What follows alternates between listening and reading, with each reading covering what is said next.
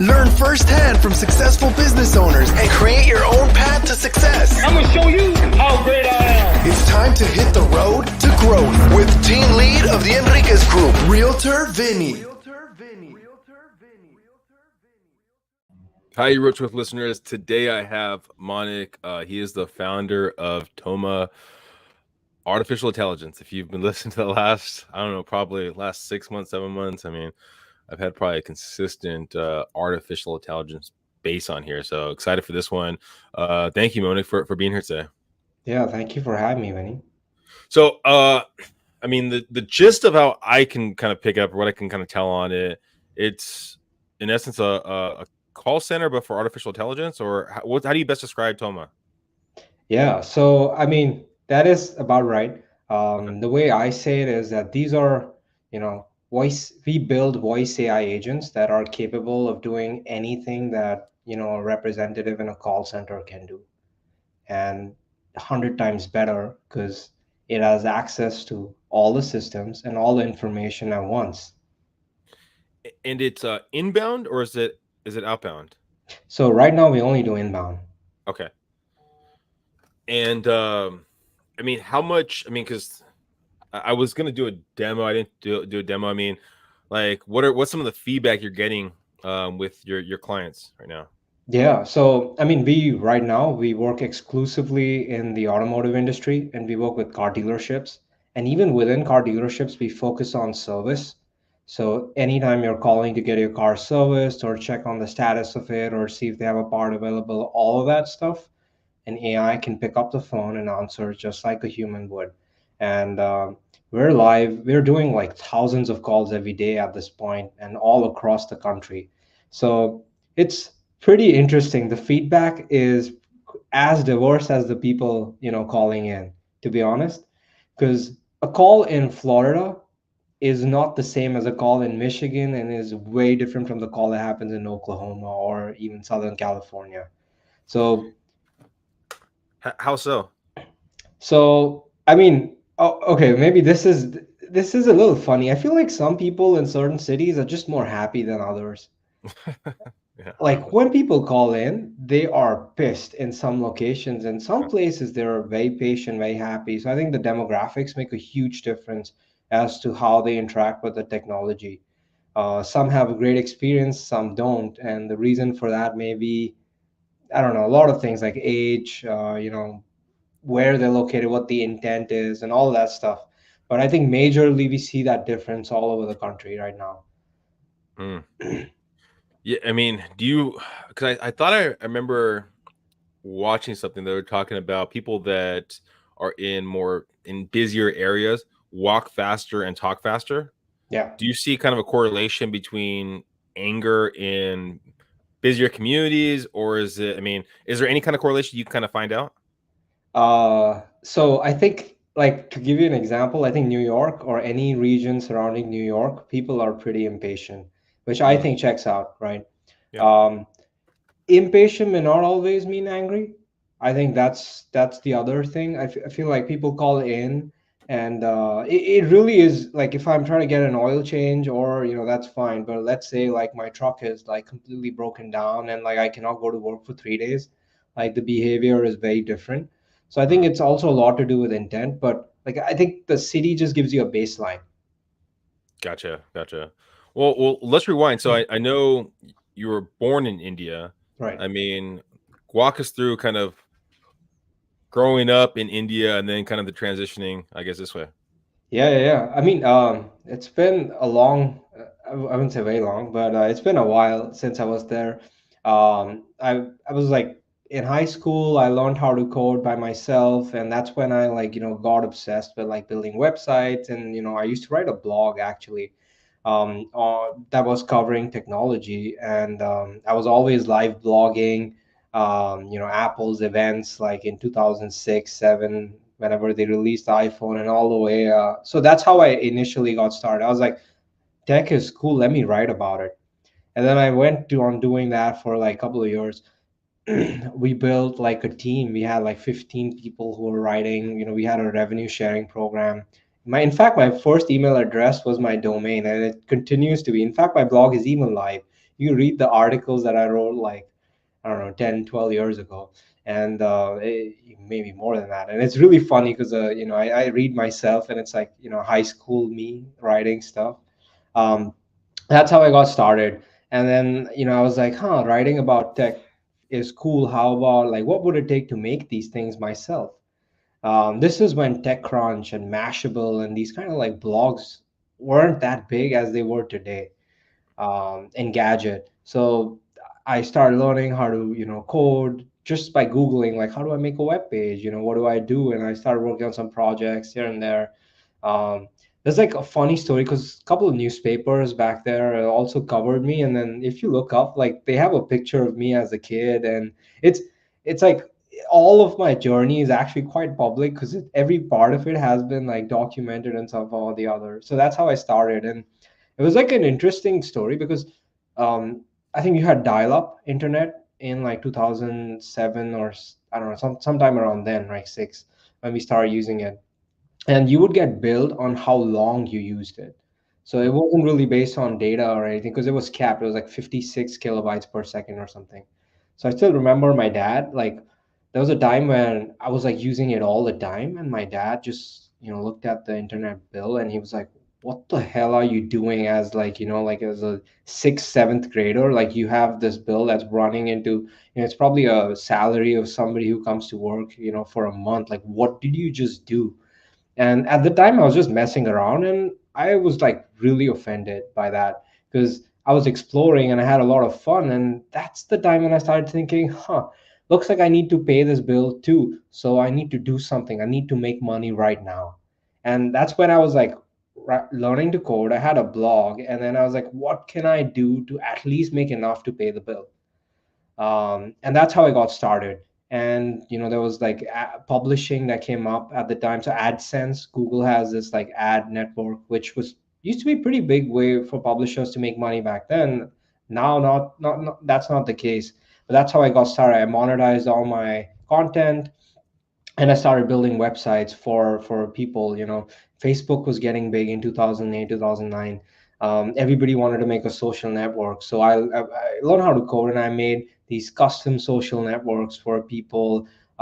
There's one I made for somebody in New York. He was like in Central. He was a fitness instructor, and he was like, I want people to collaborate and like have these groups where they can play with each other, and I want them to have like a digital place where they can connect and plan.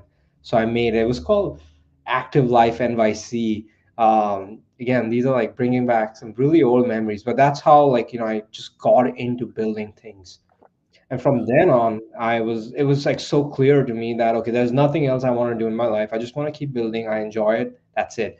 And everything I did after that was just doing the same thing in either different domains, different with different people, trying to charge different kind of different pricing, whatever. Like just experimenting with that. Um, so this was like about 2008, 2009, and then I go to college again. I was like, all right, I just want to study CS. I don't know anything else. I didn't even look at anything else. I was like, you know what, it's so clear to me. I just like this. I'll keep doing it. And I kept working. I worked for a couple of startups back home when they were like, again, 5 people in a room, 10 people in a room. Actually, one of them ended up getting acquired for a couple of $100 million, and the other one ended up becoming a unicorn. So both of them, like, I don't know if they were lucky or I was lucky, but I ended up there, and I kind of, I was just doing like, outsourcing, offshoring, building, products for different companies.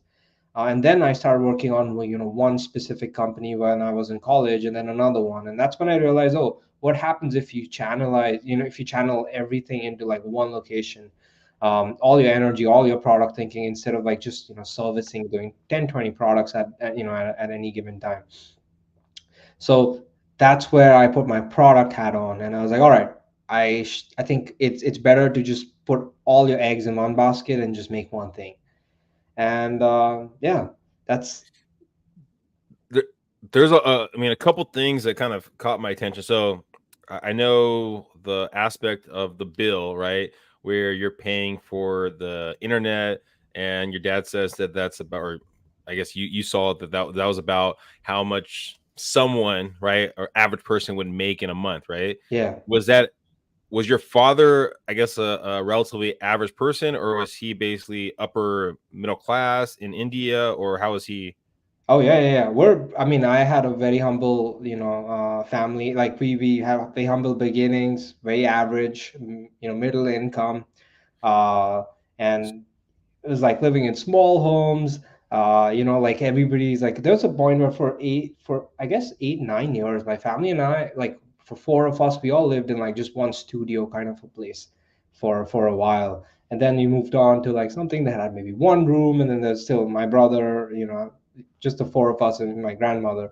So it was like my dad would always tell me, like, the biggest thing that you got to learn is value for money. Like even a question of like, are you going to take a cab to go somewhere, or are you going to take public transit, was like such a big deal. Because you know I would tell my dad, oftentimes I was like, oh, you know what, I just made this money, I'm going to take the cab. And my dad was like, just having money doesn't mean you got to spend it. You got to know what that money is worth. Like, what are you getting in exchange? And I think that messaging is what he always had for me throughout, like, my childhood. And every time I was like, working, trying to do anything, it was like, it's not about the money, it's like, what did you get out of it, and like, why are you spending it, and is it required, and are you wasting things? So the whole narrative was always around that. And money talks, like, of course we always had money talks all the time. Is anybody who has to worry about money, I think that's like the basic thing you grow up with. So what was I mean, you said I think sixth and seventh grade, right? That you kind of got the idea that you had to learn how to make money. So I'm guessing around seventh, eighth, you're starting to make some money. I Right. mean, and it's really young, right? So was there a point in time when you were making more money off of the internet than your father was making at his job at a young age? So that happened a few years in.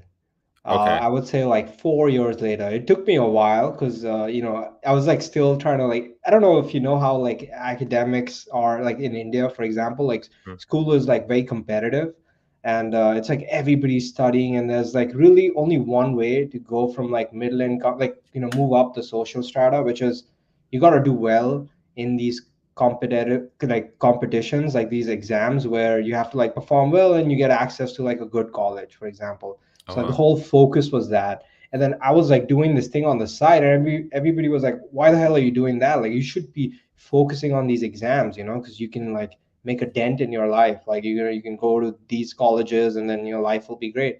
So it was like constant pressure on me, which was like, oh, how about you do this? And for me, I like struck deals with my dad where it was like, oh, if I get more than so and so grade, I'll get, I can sit and like, do this, and you won't tell me anything. You won't give me a hard time. So things like that. But I would say that happened like 4 or 5 years in, where I was like, okay, that's when my dad, I mean, after 2 years, my dad was like, all right, I'm not going to say anything, because this guy, like, he shows me these checks, and like, I don't know what to say. Right. And then later, 4 or 5 years in, I was making it. And then at that point, my dad came up to me, he's like, look, you can keep juggling these things, but like, do you want to make something of significance over a long term?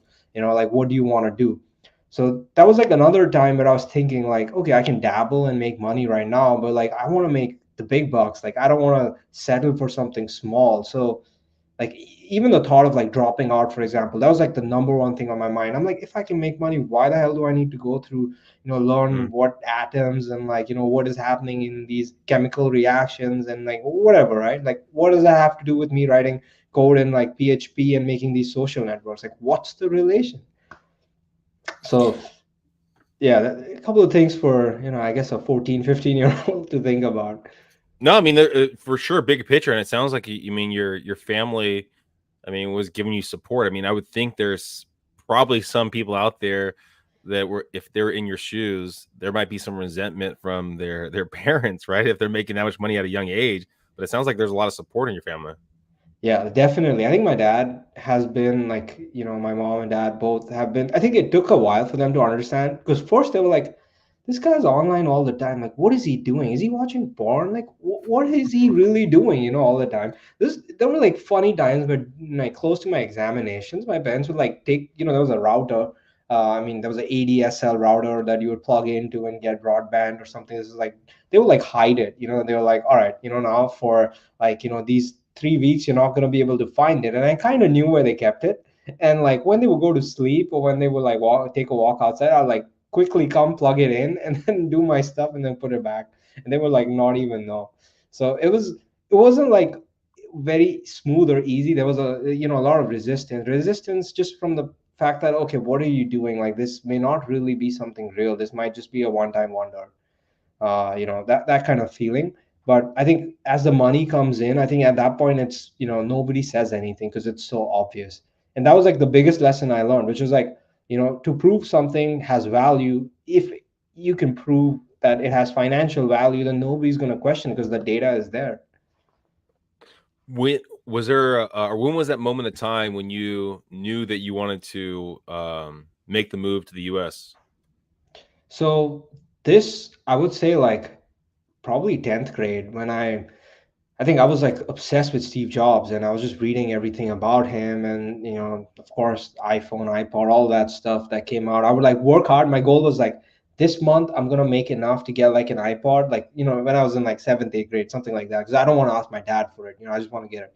So I was obsessed with that, and everything I read about him, and then I started reading about other entrepreneurs, was like everything great in tech happens in Silicon Valley. And I was like, why is that the case? Like what is over there, right? That they're giving to people that they know, or there's some knowledge sharing. So at that point, just more and more products, everything I was using, everything that was built was coming from there. And I'm like, maybe there is something there and I should be there, and that was the focus of my, my whole, like, I was like, I want to get there. Um, What is there anything? I mean, I'm assuming there is. But what was that? What were the things that you were like, this is what's going to happen when I get to Silicon Valley, and they actually didn't happen, or they were just kind of like not real, or is there stuff that, I mean, you wish you knew before you transitioned? Uh, yeah, I mean, I thought like as soon as I'll get there, there'll be like these swaths of people, working on stuff, and I just walk up to them and ask them a few questions, and like, can I join? Like they'll just let me in. That's what I thought, right? It's like pretty open and very easy to just swing by and get in. But then when I came here, I'm like, oh, okay. So the bar for entry is like, much higher. And everybody there, like exclusivity everywhere around me. People like, companies are like, oh, I'm like from this company, I'm X this, Y, Z, whatever, right? Or like, titles and credentials, like, I went to this so and so like school, blah, blah, blah, So there's like obviously this hierarchy like that I did not imagine. I thought it's like completely, all everybody comes together and then they find what they need to do, but that's not the case. Maybe that was just me being very ideal, thinking, like it's a very ideal world. But so I think I was dead wrong about that. Of course there are like ways to navigate it and all that stuff, but that's something I learned very quickly, that that's not the case. Like, things matter. So what is some advice, I guess, that you wish you knew of how to navigate it then to get into those circles, I guess? So I think the thing I realize is that you have to obviously work your way up.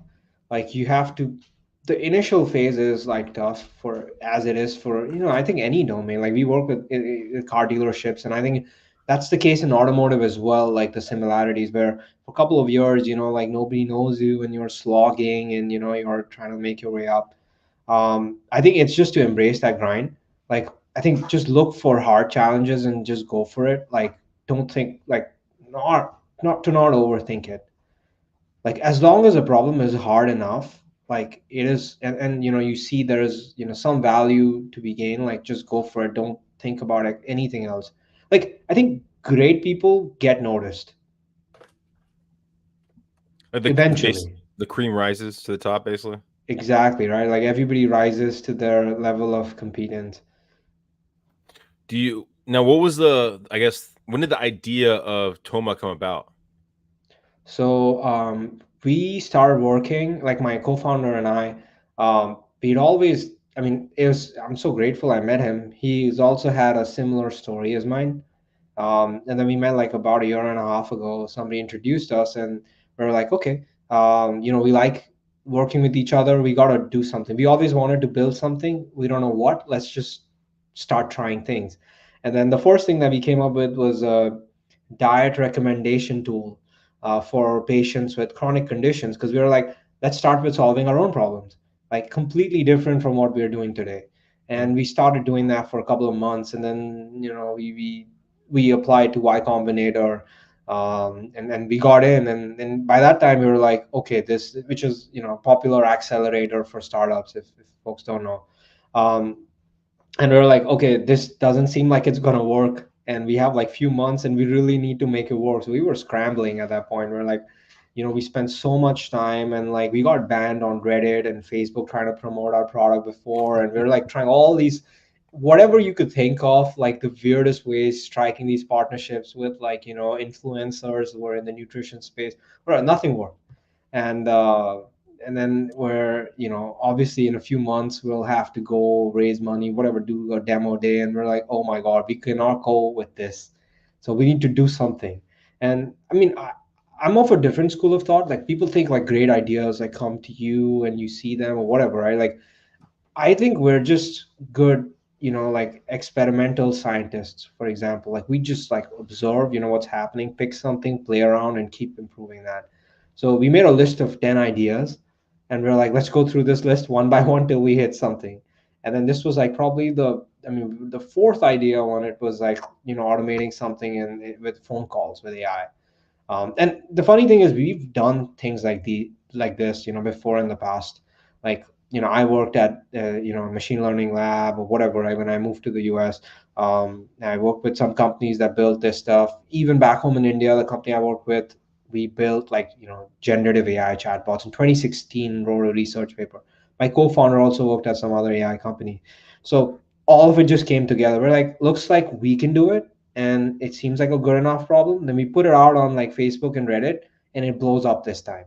Like, people are like, I want to make this, I want to automate this. There was like a MLM type company trying to like automate their inbound phone calls. There was a healthcare clinic that was trying to do something, and all of these reached out to us, and we started working with them immediately. So, having felt that, I guess, 6 months of like, I guess starvation, right? Like, where we basically had no like inkling of like, forget product market fit. That's like a tall word. Uh, just nobody cared about us. And then now everybody was like really interested in what we were doing. So that's when we were like, this is something worth doing. But again, we weren't focused on the automotive space at the time when we started. We were just trying to do everything at once. We're like, let's just build, a horizontal layer for AI phone calling.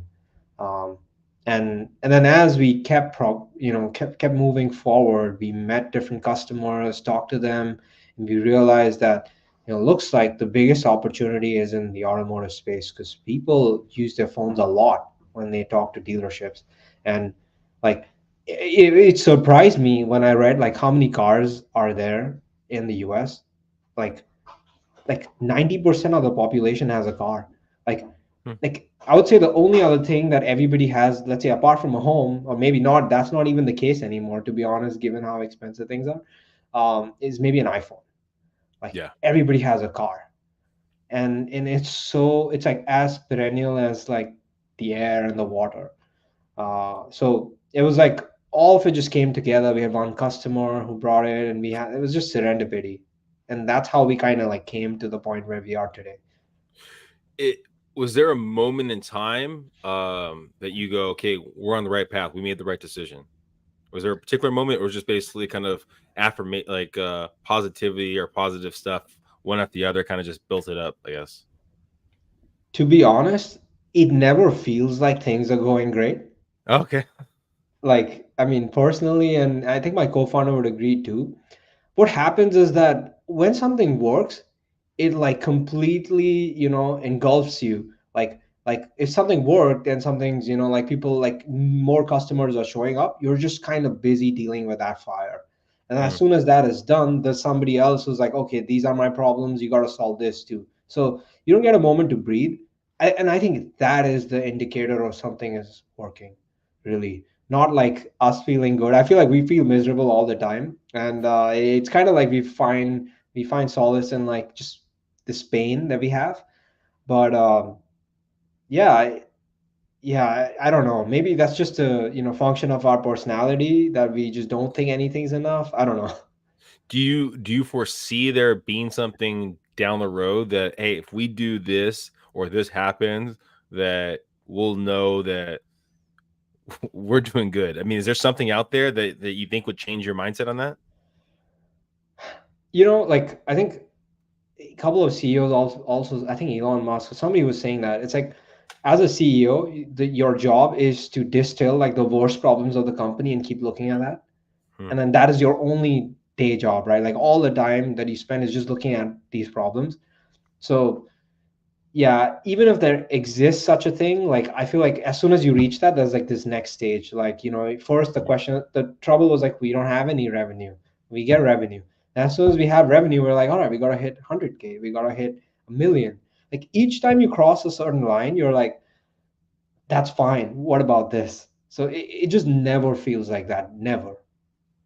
Is there anything that you want to do? I mean, maybe it's not necessarily with your business, but like you're like, this is the goal to get my family to move out this way, or buy something like a big house or a yacht or something out there that you're like, hey, I can do this. I'm fighting for this, and my company's going to allow me the avenue to get there, I guess.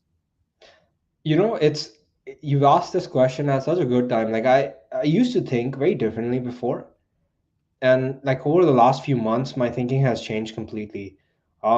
Before I was like attached to certain goals. I was like, yeah, I want XYZ in the account, or I want like XYZ as my revenue number, or I mean, of course, revenue numbers for the company for sure, but more as a personal, like a Yeah. goal of mine, right? Like I want to live in this massive house and all that stuff. The thing that I always like, just working more has given me a lot of time alone now, like definitely more than I would have in the past. And it's made me revisit everything that I've done and why I've done everything. And I feel like, I mean, my family and I, we lived in a really small house for a long, long time, and pretty humble beginnings. My dad still works now, again, in a very small shop. Um, I think I was happy when I was doing what I was as a kid. I was writing the blog, I was building the website. There was a point in time where I was kind of lost, not able to figure out what I want to do. And then again, I found something that I like, and I'm still doing that, and I feel happy. And I feel like in the moment, like I've found something that I truly enjoy, even if it is painful. Like I think in retrospect, it is amazing. I don't even know how to explain that, right? It kind of sucks, but doesn't. Hmm. And so I think if I get to do this all my life, like I hope I have the health to let me do that. I have the mental capacity to be able to do that, and the freedom of choice to do that. I think that is it. Like I don't think, even if I sit in an amazing yacht, or I don't know, a private jet, whatever the hell it is, I don't think it comes close to this thrill and joy that I get from doing what I'm doing. Like it's never the culmination. Like anytime I wait up for something and then it happens and I'm like, that wasn't that good. Like that has like kind of scarred me from like, thinking that, that goal or something would be great. Like I think as long as we are happy, we're healthy, like my family, we're all able to eat and live in some space. Even now, like I'm living in a pretty tiny space, and my wife and I were discussing it. We're like, we've been more happy than ever in this tiny space than we have before in any other place. And I guess that's the thing. You don't need anything else to be happy as long as you're doing what you're doing that you like. I mean, and things, of course, don't go well, right? Like, again, that's the thing that I'm learning to deal with. Like, I meditate. Like, that's one of the things that I do. And I've started doing more and more of that, which is like just to, stabilize my mind and not crave for something or not be disgusted from something. Basically, like something that's happening, I'm like, "Ah, I don't want it." I'm like refraining from it, or something that like I want that. Like, as long as you get rid of that, like, which is a very difficult thing, but if you can temper that, I think it's yeah, I think that's all I want, just to be able to do what I'm doing right now for the rest of my life. Everything else, I think it's fine. Like it's great if I get it. If I don't, that's fine too. I mean, that's probably, I mean, a powerful journey for people to get there, right? Instead of basically living in the future, more being content with the present, I guess, right? I mean, that's like a mindset shift for a lot of It's people. funny that you say that, because yesterday my wife and I, we went to a museum. I think it was an Egyptian museum, and there's like a section of like daily life, and there's a section of afterlife. Hmm. And the thing that I was thinking about yesterday as well was like, my God, like all of these people spent their entire life planning for their afterlife. Like everything in some form or the other was like, I'm going to do these things. Like I'm going to serve the king. I'm going to do this, that, whatever, right? Like I'm going to put my services in this, you know. Again, this may be just my, I'm not very well versed with Egyptian history or anything, but this is just like a preliminary look. I was like, they gave like a big, big chunk of their life to that. And I was like, if you think about it, like people who do not delayed gratification, but like kind of have this idea that, okay, I'm not happy now, but I'm going to be happy after this point. There are like parallels to that, right? And I was like, that is so sad. Imagine there was no afterlife or whatever, right? Like then you wasted your life, for example. And that's the thing, like nothing is guaranteed. It may happen, may not happen. And in fact, what is a larger chunk of your life? Like that portion where you think you've achieved your goal or before? And Yeah. and it just like the more you, I don't know, yeah, that's the realization. I was like, I don't want to spend my life working for afterlife, right? Like, and then be miserable. No, I mean, yeah, I totally agree. I mean, that's I think a tough thing that a lot of people have to, work through on the whole thing. Thank you, Monik, for being here today. If people are Yeah. listening, they're looking to get more information about Toma, about any other projects that you're going to be coming on. What's the best way of them kind of staying in tune? Yeah. They can, Toma.com is where our product is, and they can reach out to me on monik@toma.com. So we are hiring for, software engineers and account executives in like sales. So both of these positions are open. So if you know anybody who's interested, like feel free to, send an email to me. Perfect. And all the information is in the show notes. So go in the show notes for that. Also, too, we have a sponsor, Melody Cloud. So if you're looking for relaxed music, go in the show notes for Melody Cloud. Also, if you need any help in Southern California for any real estate help, reach out to the Enriquez Group, again, in the show notes. Finish off one last question. Where do you see the future of artificial intelligence? Let's say 5 years, 10 years. I mean, where do you see it going? And how is Toma going to take advantage of that, I guess? Well, I think this could go in a few directions, to be honest. There's a happy path and a bad one, Hmm. right? Bad one, I mean, let's talk about the happy one. I think we never have to do our dishes again. We don't have to clean our houses with our own hands. Anything that we don't like to do, we'll never have to do. And we can only do the things that we have to do or we want to do, right? Like, I feel like, things like, that we do today for survival might just become hobbies because, Mm. everything will just be given to us. That's like a happy case scenario where, everything that we don't want to do will be automated. And Toma especially fits into that portion where a lot of things where things that, I mean, there are two things, right? Obviously it automates things that are happening right now, right, which we don't want to do, and then it opens up possibilities of new things that can be done which never happened before. For example, like giving a customer service experience that you never had before because it knows when to check up on you. It already knows what went wrong with you before you even like pick up the phone to call it, for example. So that's like a happy case scenario. In the worst case, I think AI becomes extremely, like all knowledgeable and takes over the world or something like that. That would be like the worst case scenario. And it may not be directly, it could be algorithms and like, it kind of happens even today, right? Like Instagram and all these algorithms, like really tweaking and tuning what we want to do. And people think the company's evil, but I feel like sometimes I don't think even they know what's happening, right? Mm. It's like at scale what's happening. So it may not be very direct, even indirectly, like these algorithms, these things taking charge of our mind space and like how things are really done. So that I think is a threat more than like a, I guess it is a bad case, that can happen. But yeah, I wish I knew what would happen. I have faith in, everybody that we as humans always work together and get through. Like, this is probably not the worst problem we've dealt with. There are, over, hundreds and thousands of years we've dealt with a lot of stuff. So hopefully this should be an easy one. Well, thank you again for being on the podcast. Hopefully everyone, I mean, got some great information. I mean, the making good money at sixth and or seventh grade and eighth grade. I mean, there's probably a lot of people that have kids that they're like, oh man, I wish my son or wish my daughter would be making that money right now. And tenacity, right? I mean, knowing what you want. So I think there's a lot of stuff you can take away from this. Go in the show notes. go find Monik. Please subscribe to the Road to Growth podcast. And yeah, thank you again, Monik. Awesome. Thank you. All right.